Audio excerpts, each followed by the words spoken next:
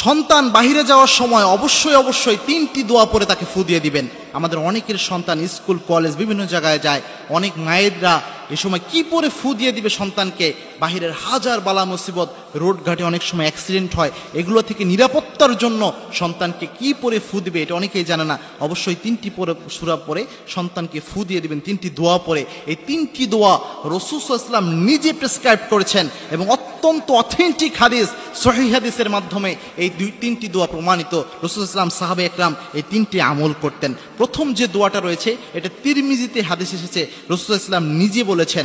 আল্লাহর হাবিব সাল্লাল্লাহু আলাইহি ওয়াসাল্লাম বলছেন, যখন তোমাদের কেউ ঘর থেকে বের হয় তখন যেন ওই ব্যক্তি পড়ে বিসমিল্লাহি তাওয়াক্কালতু আলাল্লাহ ওয়ালা হাওলা ওয়ালা কুওয়াতা ইল্লা বিল্লাহ। এই দোয়া পড়ে যেন নিজের মধ্যে ফু দেয়। এটা যদি পড়তে পারে ওই ব্যক্তিকে আল্লাহ নিজে হেফাজত করে দেয়। সুবহানাল্লাহ। কোনো ব্যক্তি যদি ঘর থেকে বের হওয়ার সময় এই দোয়াটা পড়তে পারে, বিসমিল্লাহি তাওয়াক্কালতু আলাল্লাহ ওয়ালা হাওলা ওয়ালা কুওয়াতা ইল্লা বিল্লাহ, এটা পড়ে নিজের শরীরে ফু দিয়ে দিতে পারে, ওই ব্যক্তিকে আল্লাহ রাব্বুল আলামিন নিজ দায়িত্বে হেফাজত করে।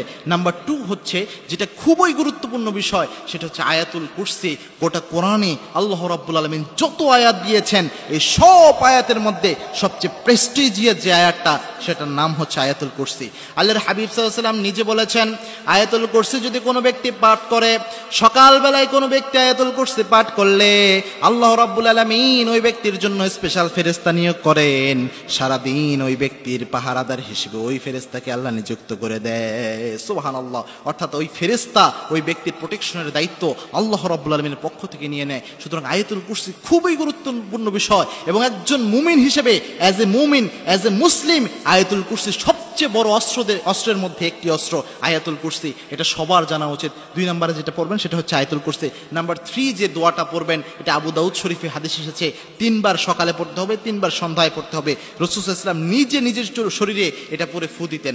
আল্লাহর হাবিব সাল্লাল্লাহু আলাইহি ওয়াসাল্লাম বলে দিয়েছেন, কোন ব্যক্তি যদি সকালে 3 বার এবং সন্ধ্যায় 3 বার পড়তে পারে, বিসমিল্লাহিল্লাযী লা ইয়াদুররু মা ইসমিহি শাইউন ফিল আরদি ওয়ালা ফিস সামা ওয়া হুয়াস সামিউল আলিম, এই দোয়া যদি সকাল সন্ধ্যা 3 বার করে পড়তে পারে, ওই ব্যক্তিকে আল্লাহ রাব্বুল আলামিন নিজে হেফাজত করে দেয়। সুবহানাল্লাহ। অর্থাৎ সকালে 3 বার কেউ যদি এই দোয়া পড়তে পারে, আবার সন্ধ্যায় পড়তে পারে, ওই ব্যক্তির প্রোটেকশনের দায়িত্ব স্বয়ং আল্লাহ নিয়ে নেয়। সুতরাং আমাদের যাদের সন্তান ঘর থেকে বের হয়ে যায়, বাবা মার উচিত এই দোয়াগুলো পড়ে ফু দেওয়া। আর মনে রাখবেন, সন্তানের জন্য পৃথিবীতে সবচেয়ে কবুল হয় যে ফু, সেটা হচ্ছে বাবা মায়ের ফু। কোনো মা যদি তার সন্তানের জন্য ফু দেয়, এই ফু সরাসরি আরশে আজিমে গিয়ে পৌঁছে যায়। সুতরাং বিষ্ণু ইসলাম নিজেও বলেছেন, 3 ব্যক্তির দোয়া আল্লাহ রাব্বুল আলামিন কখনো ফিরিয়ে দেন না।